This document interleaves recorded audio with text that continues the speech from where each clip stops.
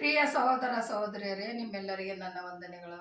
ಇವತ್ತಿನ ದಿವಸ ಕರ್ತನ ವಾಕ್ಯ ಯಾವುದಂದ್ರೆ, ದೇವರ ಕೃಪೆ ಅಂದರೆ ದೇವರಲ್ಲಿ ಭಯಭಕ್ತಿ, ಪ್ರೀತಿ, ನಂಬಿಕೆ ಎಲ್ಲವುಗಳು ಇಟ್ಟಂಥವರಿಗೆ ಯಾವ ರೀತಿ ದೇವರು ಕಾಪಾಡುತ್ತಾನೆ ಅದರನ್ನು ಕುರಿತು ಕೇಳೋಣ. ಅದು ವಿಮೋಚನಾ ಕಾಂಡ 1ನೇ ಅಧ್ಯಾಯ 16ರಿಂದ 17ರಲ್ಲಿ ಇರ್ತದೆ.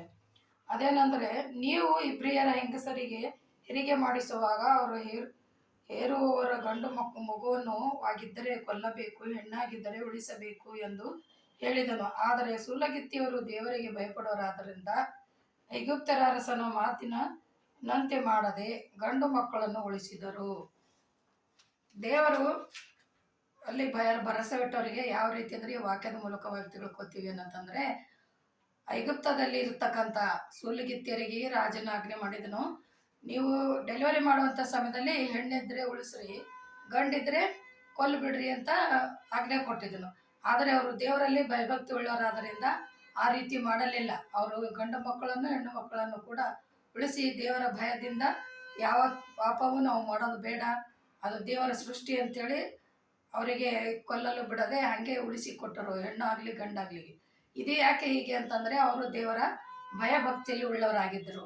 ಇದು ವಿಷಯ ಏನಂತಂದರೆ, ಫರೋನನ ರಾಜ ಆಸನದ ಸಮಯದಲ್ಲಿ ಮೋಶೆಯ ತಂದೆ ತಾಯಿಗಳು ದೇವರಿಗೆ ಪ್ರಾರ್ಥನೆ ಮಾಡಿದರು. ಮೋಶೆಯ ಗರ್ಭದಲ್ಲಿರುವಾಗ ಪ್ರಾರ್ಥನೆ ಮಾಡಿ ಗಂಡ ಹೆಂಡತಿ ಏನು ಹೇಳ್ತಾರೆ, ದೇವರೇ ಸ್ವಾಮಿ, ನನಗೆ ನೀವು ಒಳ್ಳೆ ಪ್ರತಿಫಲ ಅಂದರೆ ನಮಗೆ ನಿನ್ನ ಆಶೀರ್ವಾದದ ಬಹುಮಾನವನ್ನು ಕೊಟ್ಟಿದ್ದಿ ಕರ್ತನೆ, ಇದರಿಂದ ಪಾರು ಮಾಡುವ ದೇವರು ನೀನೇ ಅಂತೇಳಿ ಗಂಡ ಹೆಂಡತಿ ಜೊತೆಯಾಗಿ ದೇವರನ್ನು ಪ್ರಾರ್ಥಿಸಿದ್ರು. ಅವರು ಪ್ರಾರ್ಥನೆ ಕೇಳಿ ಸರಿಯಾಗಿ 9 ತಿಂಗಳಾದ ನಂತರ ಡೆಲಿವರಿ ಆಗಿ 3 ತಿಂಗಳವರೆಗೆ ಅವರು ಆ ಮಗುವನ್ನು ಮುಚ್ಚಾಗಿ ಇಟ್ಟಿದ್ರು. ನಂತರ ಏನು ಮಾಡ್ತಾರೆ, ಒಂದು ಆಪು ಹುಲ್ಲಿನ ಬುಟ್ಟಿಯನ್ನು ಮಾಡಿ ಅದರಲ್ಲಿ ಒಳಗಡೆ ರಾಳವನ್ನು ಹಾಕಿ ನೀರು ಒಳಗಡೆ ಹೋಗಬಾರ್ದು ಅಂಥೇಳಿ ಅವರ ತಾಯಿ ಅದನ್ನು ಬುಟ್ಟಿಯಲ್ಲಿ ಮಲಗಿಸಿ ಆಕೆಯ ಅಕ್ಕವಾದ ಮಿರ್ಯಾಮಳ ಕೈಯಲ್ಲಿ ಕೊಟ್ಟು, ಮಗಳೇ ಹೋಗಿ ನೀನು ನೈಲ್ ನದಿಯಲ್ಲಿ ಬಿಟ್ಟು ಬಾ ಅಂಥೇಳಿ ಪ್ರಾರ್ಥನೆ ಮಾಡಿ ಕಳಿಸ್ತಾರೆ. ತಂದೆ, ಇಲ್ಲಿವರೆಗೆ ನಾವು ನಮ್ಮ ಸಾಧ್ಯವಾದಷ್ಟು ನಾವು ಪ್ರಯತ್ನ ಮಾಡಿದೆ, ಇನ್ನು ಮುಂದೆ ನಿನ್ನ ಕೈಗೆ ಒಪ್ಪಿಸಿಕೊಡುತ್ತೇವೆ, ನೀನು ಆ ಮಗನನ್ನು ಉಳಿಸಿಕೊಡು ಅಂತೇಳಿ ಪ್ರಾರ್ಥನೆ ಮಾಡಿ ಅವಳು ನೈಲ್ ನದಿಯಲ್ಲಿ ಬಿಡಕ್ಕೆ ಹೋಗ್ತಾಳೆ.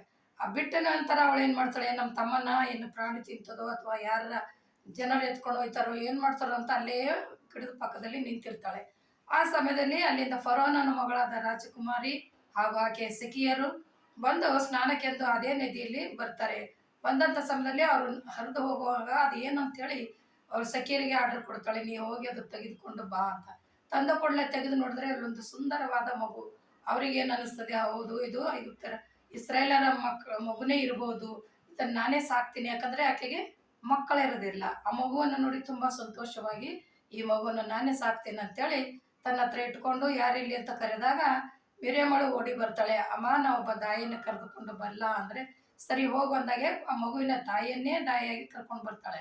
ಬಂದ ನಂತರ ಆ ಮಗುವಿಗೆ ಅವ್ರು ಕೊಟ್ಟು ಏನು ಹೇಳ್ತಾಳೆ, ನೋಡಮ್ಮ, ತಿಂಗಳ ನಾನು ನಿನಗೆ ಹಣ ಕೊಡ್ತೀನಿ, ಈ ಮಗುವನ್ನು ಚೆನ್ನಾಗಿ ಹಾಲು ಉಣಿಸಿ 3 ವರ್ಷದವರೆಗೆ ನಿನ್ನ ಹತ್ರ ಇಟ್ಕೊಂಡು ಆಮೇಲೆ ದೊಡ್ಡವನಾದ್ಮೇಲೆ ನನ್ನ ಹತ್ರ ತಂದುಬಿಡು ಅಂದ್ರೆ ಸರಿ ಅಂತೇಳಿ ಆಕೆ ತಗೊಂಡೋಗಿ 3 ವರ್ಷವರೆಗೆ ಅದನ್ನು ಹಾಲು ಉಣಿಸಿ ದೊಡ್ಡದು ಮಾಡಿ ಮತ್ತೆ ಫರೋನ ಮಗಳಿಗೆ ತಂದು ಕೊಡ್ತಾಳೆ. ಫರೋನ ಮಗನಿಗೆ ತಂದು ಕೊಟ್ಟ ಮೇಲೆ ಅವನು ವಯಸ್ಸಿಗೆ ಅಂದರೆ 40 ವರ್ಷವರೆಗೆ ಅವನ ಮಗನಾಗಿ ರಾಜಕುಮಾರನಂತೆ ಅವರ ಮನೆಯಲ್ಲೇ ಬೆಳೀತಾನೆ.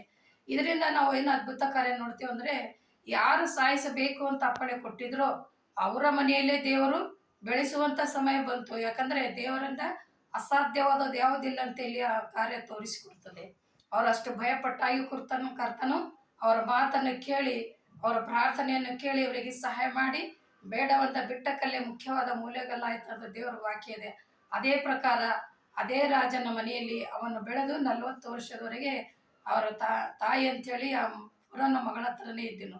ಇದಕ್ಕೆ ನಾವು ತಿಳ್ಕೊಳ್ತೀವಿ ಅನ್ನೋದು, ದೇವರಲ್ಲಿ ವಿಶ್ವಾಸ, ನಂಬಿಕೆ, ಪ್ರೀತಿ ಇಟ್ಟವರಿಗೆ ದೇವರು ಯಾವ ರೀತಿ ಕಷ್ಟದಿಂದ ಪಾರು ಮಾಡ್ತಾನೆ ಅಂಥೇಳಿ ಈ ಮೂಲಕವಾಗಿ ತಿಳಿದುಕೊಳ್ಳುತ್ತೇವೆ.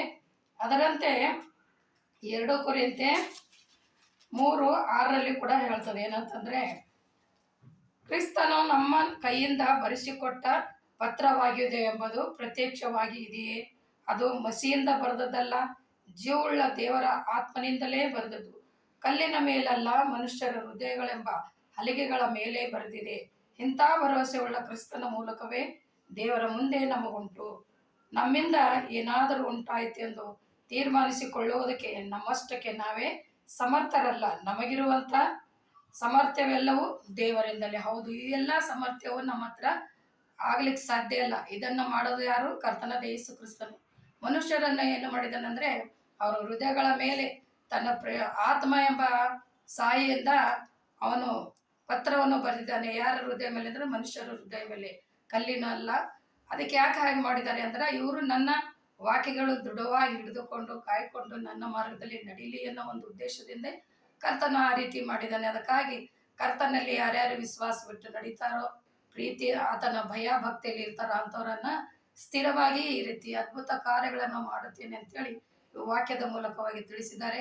ಅದನ್ನು ಕೇಳಿಕೊಂಡು ತಿಳಿದು ನಾವು ಕಾರ್ಯರೂಪದಲ್ಲಿ ಮಾಡಿ ನೀವು ದೇವರ ಮಾರ್ಗದಲ್ಲಿ ನಡೆಯೋಣ. ನಂಬಿಕೆ ಹಾಗೂ ವಿಶ್ವಾಸ, ಪ್ರೀತಿ ಇವು ಮೂರುಗಳು ದೇವರಲ್ಲಿ ಇಟ್ಟಾಗ ಈ ಎಲ್ಲ ಕಾರ್ಯಗಳು ಸಫಲವಾಗುತ್ತವೆ ಎಂದು ಇವತ್ತಿನ ವಾಕ್ಯ ಇರ್ತದೆ. ಪ್ರಾರ್ಥನೆ ಮಾಡೋಣ. ಪರಿಶುದ್ಧನೇ ಪರಿಶುದ್ಧನೇ, ದೂತಗಳ ಒಡೆಯನೇ, ಸೇನಾಧೀಶ್ವರನೇ, ಅಪ್ಪ ನಿನ್ನ ನಾಮಕ್ಕೆ ಕೋಟಿ ಕೋಟಿ ಸ್ತೋತ್ರ. ಇವತ್ತಿನ ದಿನದಲ್ಲಿ ಕರ್ತ ಈ ಒಂದು ದೇವರಲ್ಲಿ ಭಯಭಕ್ತಿ ಉಳ್ಳವರನ್ನ ಯಾವ ರೀತಿ ಕಾಪಾಡಿದೆ ಅಂತ ತಿಳಿದುಕೊಂಡಿದೆವು. ಅದೇ ರೀತಿಯಿಂದ ನಾವು ಕೂಡ ದೇವರಲ್ಲಿ ಭಯಭಕ್ತಿ ಉಳ್ಳವರಾಗಿ ಇದ್ದು ನಡ್ಕೊಳ್ಳುವಂಥ ಮನಸ್ಸು, ಸಮಯ ನಮಗೂ ಹಾಗೂ ಕೇಳುವವರಿಗೆ ಕೊಟ್ಟದ್ದೇ ಪಾಲಿಸುವಿರಂತೇಳಿ ಯೇಸುವಿನ ನಾಮದಲ್ಲಿ ಬೇಡಿ ಹೊಂದಿದ್ದೇನೆ ರಕ್ಷಕ. ಆಮೇನ್.